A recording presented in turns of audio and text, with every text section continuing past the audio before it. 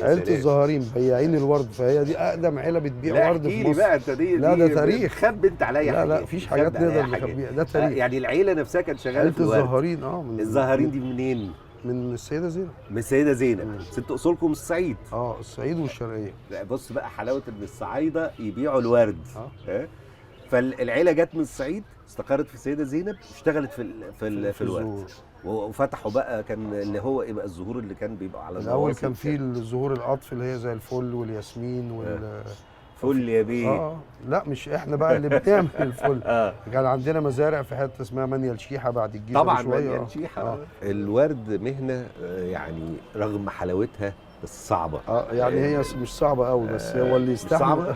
طيب اتعودنا خلاص بقى على الشوك وعلى لا والميه والبرد. الشوك ما بقى الاستاذ عبد الوهاب قال لك عشان الشوك اللي في الورد والميه وفي نفس الوقت الورده دايما عمرها قصير طبعا. فانت كتاجر ورد او كبياع ورد دايما بتبقى ايه؟ ما هم دول ولادك، فانت لازم تراعي ولادك عشان يبقوا حلوين ويتباعوا. لكن لو انت اهملتهم يبقى انت كده ما بتهمل ولادك. فالمهنه دي روح. ولادك اللي جم النهارده بقى الصبح ايه؟ انت بتفتح الساعه كام؟ من الساعه 9 الصبح. من الساعه 9. ولادك يجوا لك الساعه كام كل يوم؟ مثلا على 10 11 بنبدا يجي لك الورد الجديد. يجي الورد الفريش. جاي لك ايه النهارده؟ عرفنا كده ايه اللي جاي النهارده. يعني جه النهارده مثلا الكريزانتيم ده. لا الحاجات دي اللي بتيجي واحنا بنصنع هنا. ده التصنيع. ده البوكيهات التصنيع. في مثلا دي بلدي. دي بلدي. حته حلوه. حته حلوه بجد. ودي ايه؟ دي برضو بلدي بس الريحه مش زي الروز. طيب فين الاحمر؟ الاحمر اهو.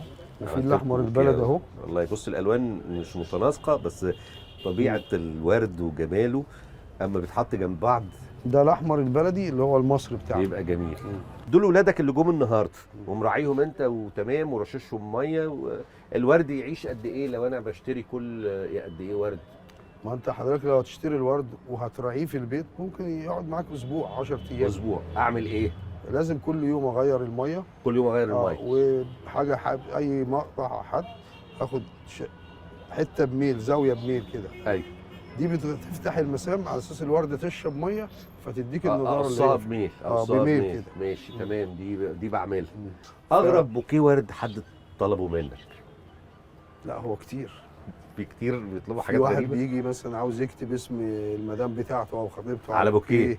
في واحد عاوز بوكس بطريقه معينه بنعمله له. فالله ينور عليك. يلا سيبك تعمل بقى احلى بوكيه ورد.